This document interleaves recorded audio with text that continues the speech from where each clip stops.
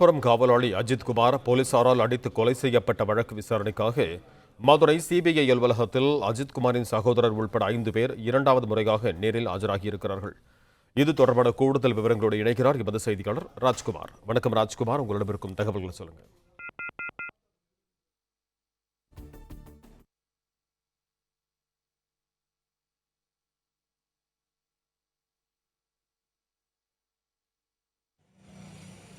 Madurai ஆதிக்குளம் CBI அலுவலகத்தில் கடந்த 18ஆம் தேதி அஜித்குமார் சகோதரர் உட்பட 5 பேர் ஆஜராகி விளக்கம் அளித்தார்கள்.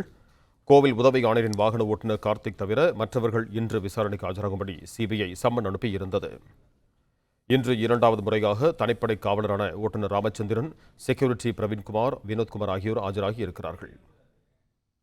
ஆட்டோ டிரைவர் அருண்குமார், அஜித்குமார் சகோதரர் நவீன்குமார் சிபிஐ அலுவலகத்தில் இரண்டாவது முறையாக விசாரணைக்கு ஆஜராகி இருக்கிறார்கள்.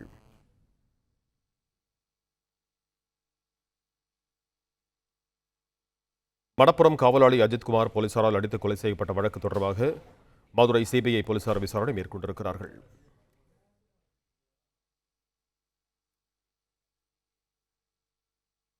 பிளே ஸ்டோர் மற்றும் ஆப் ஸ்டோரில் இருந்து பாலிமர் செயலியை QR கோடு மூலம் பதிவிறக்கம் செய்யுங்கள். செய்திகளை உடனுக்குடன் பெறுங்கள்.